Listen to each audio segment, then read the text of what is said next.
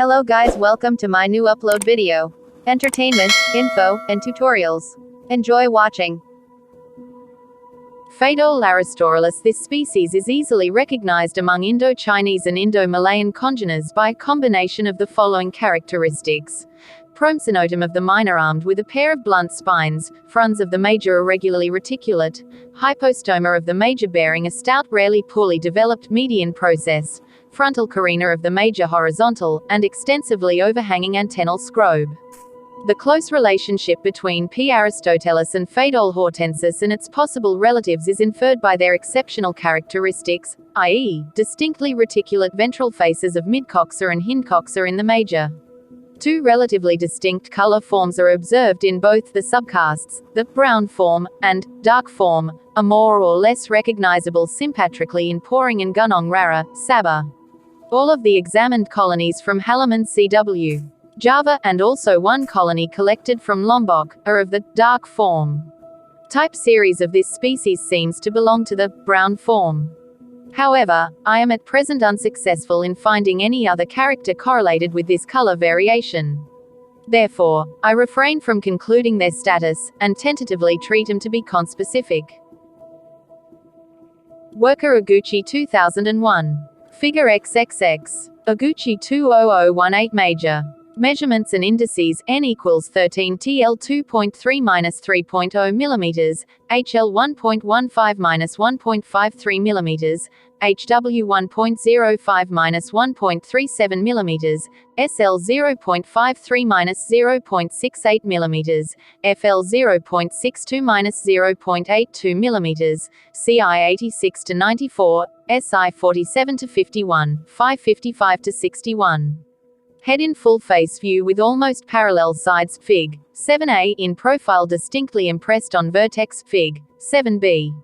Hypostoma bearing a large median process, Fig. 7c, rarely the process poorly developed.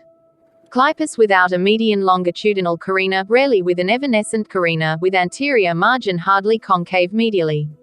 I situated at about 1/3 distance of head, as measured from the midpoint of a transverse line spanning the anteriormost and posteriormost projecting points, respectively, cf. Fig.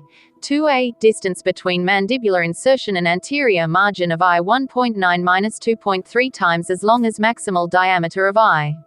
Frontal carina well developed, horizontal, extending backward to 3/4 distance of head, Fig. 7a.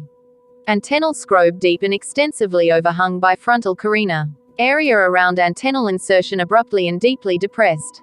Antenna with 3-segmented club, terminal segment 1.1-1.3 times as long as preceding 2 segments together.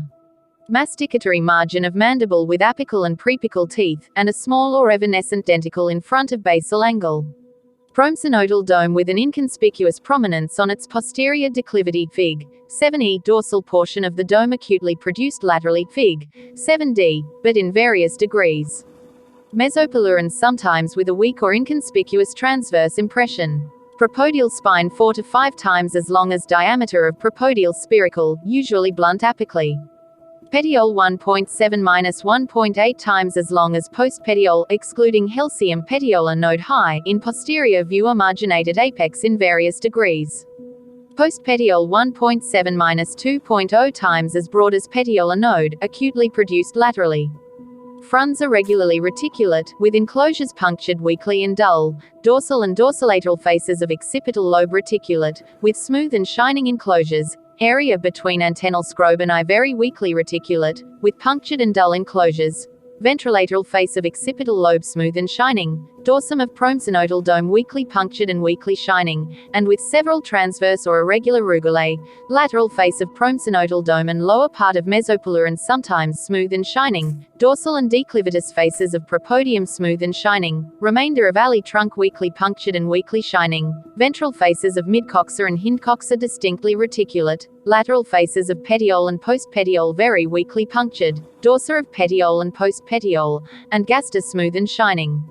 Outer face of mandible sparsely covered with very short oppressed hairs less than 0.02 millimeters in length, which are much shorter than distance between pilogerous punctures. Submarginal zone of masticatory margin of mandible with a row of longer oppressed to decumbent hairs.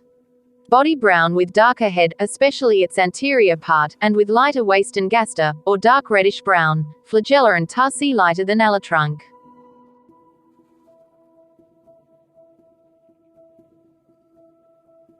Please don't forget to subscribe, like and share. Hit the notification to be updated for another upload video. Goodbye, take care.